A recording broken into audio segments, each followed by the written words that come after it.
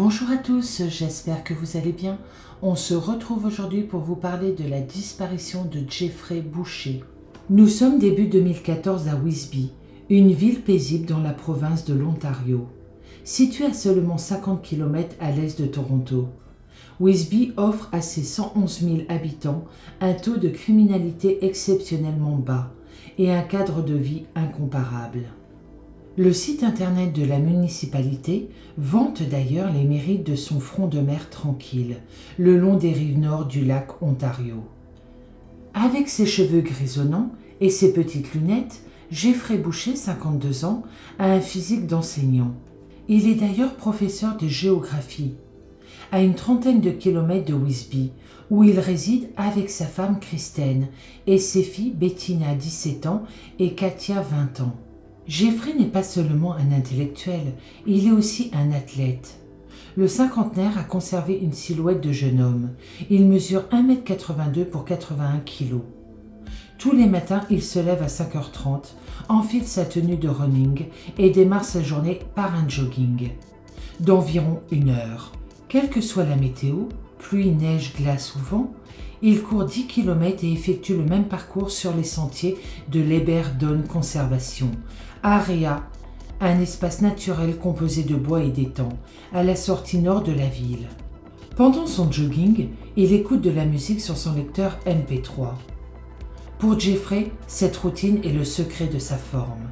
C'est donc exactement ce qu'il fait ce lundi 13 janvier 2014. À 6 heures, Kristen Boucher, son épouse depuis 21 ans, déclare qu'elle l'entend partir comme d'habitude. Plusieurs heures s'écoulent et Jeffrey ne revient pas à la maison. Kristen s'inquiète. Elle connaît son mari mieux que quiconque. Une absence aussi prolongée ne lui ressemble pas. Elle prévient la police régionale de Dunham, qui lance une opération massive de recherche autour du domicile, des Bouchers et surtout de l'Heberdown Conservation Area, le lieu de jogging préféré du professeur.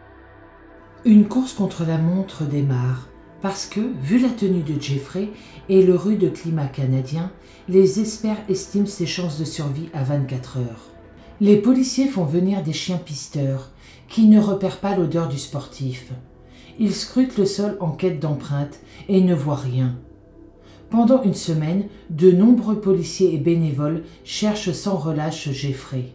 Les équipes au sol sont appuyées par des moyens aériens, hélicoptères. Résultat, rien. La police de Dunham théorise alors que Jeffrey est allé courir au bord du lac Ontario, à 6 km au sud.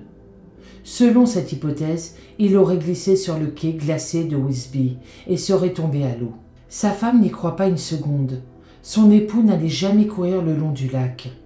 Ne voulant rien laisser au hasard, les enquêteurs mettent à l'eau des robots commandables à distance, équipés de caméras sous-marines, pour fouiller le secteur bordant le lac.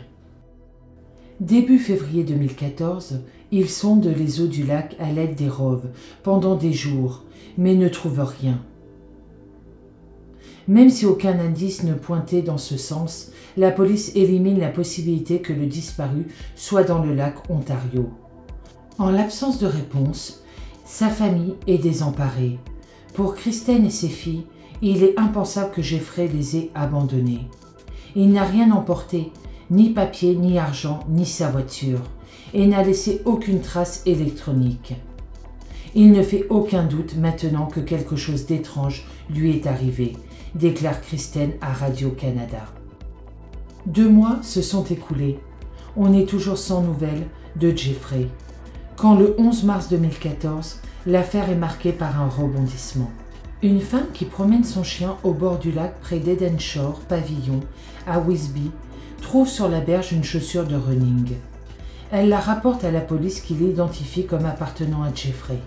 Ils ont enfin trouvé un indice. Sachant qu'Edenshore Pavillon se situe approximativement 300 mètres du quai de Whisby, cette trouvaille comporte la thèse de l'accident. Le jogger a chuté dans l'eau après avoir glissé sur le quai glacé. Ayant un peu d'espoir, les enquêteurs vérifient méthodiquement tout le secteur. Le 14 mars 2014, un hélicoptère de la police de Dunham fait de multiples va-et-vient dans le ciel, au-dessus du rivage pour tenter de repérer quelque chose au sol. Malheureusement, il n'y aura rien. Le 29 mars 2014, à 11 h du matin, on ramasse la deuxième chaussure de Jeffrey, toujours près de Linden Shore Pavilion. Quelques heures plus tard, ce samedi, un habitant de Wisby se balade avec son chien au bord du lac Ontario, à hauteur de Inkstone Road Sud et Crystal Beach Boulevard, à environ 1,6 km d'Edensham Pavilion. Il repère sur la berge un corps d'homme pris dans la glace. Il est nu et face contre terre. C'est celui de Jeffrey Boucher. Le 31 mars 2014, le drapeau est mis en berne devant l'école en hommage à l'enseignant. Le même jour, la presse canadienne révèle que l'autopsie n'a pas permis d'établir la cause de sa mort. La seule chose dont on soit sûr, c'est que le corps ne présente aucun signe de traumatisme. Le rapport toxicologique indique juste qu'on n'a pas décelé de traces de drogue dans l'organisme de Jeffrey. Selon la police, rien dans le dossier n'indique que le jogger ait été victime d'un crime. Jeffrey n'aurait pas mis fin à ses jours non plus. Bien entendu, des rumeurs n'ont pas manqué d'émerger. Un exemple, ils ont trouvé 3 500 $ en cash dans le bureau de Jeffrey à l'école. Sous apparence lisse, le professeur cachait-il une part d'ombre? Avait-il de sérieux problèmes personnels? Cette somme d'argent était-elle destinée à financer une fuite loin de Wisby? La direction du lycée a démenti cette idée. Jeffrey s'impliquait beaucoup dans la vie sportive de l'établissement scolaire. Ces fonds devaient servir à régler un voyage en ski. Pour les autorités locales, c'est un simple accident. Mais il reste un problème. Vu que les médecins légistes n'ont pas confirmé la théorie officielle d'un accident, quelle possibilité reste-t-il? Si Jeffrey Boucher menait une vie routinière, son décès reste mystérieux. Pour la police, l'affaire de Jeffrey Boucher est bouclée depuis longtemps. Pourtant, elle comporte encore de nombreuses zones d'ombre et questions sans réponse. Jeffrey est-il allé de lui-même au bord du lac Ontario? Kristen, son épouse, a assuré à 100% qu'il n'allait jamais courir dans ce secteur. Il ne descendait jamais au sud de Dundas Street, une rue de Wisby à plus de 3 km du littoral. S'il est resté 2 mois et demi sur le front de mer de Wisby, pourquoi n'a-t-on pas retrouvé son corps plus tôt? La berge, où on l'a récupéré le 29 mars 2014, est très fréquentée par les promeneurs. De plus, tout le périmètre a été vérifié à plusieurs reprises par les secours. L'hélicoptère de la police est passé maintes fois à la verticale du corps sans rien voir. Et n'oublions pas les robots sous-marins qui ont longuement exploré les eaux du lac. Les plus sceptiques diront, à juste titre, que le corps était peut-être invisible, caché sous un mètre de glace.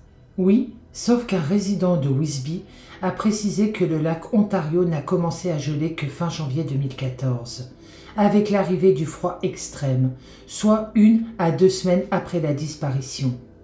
Comment expliquer que les légistes soient incapables de déterminer la cause d'un décès, compte tenu des progrès extraordinaires réalisés par la médecine au cours des 50 dernières années?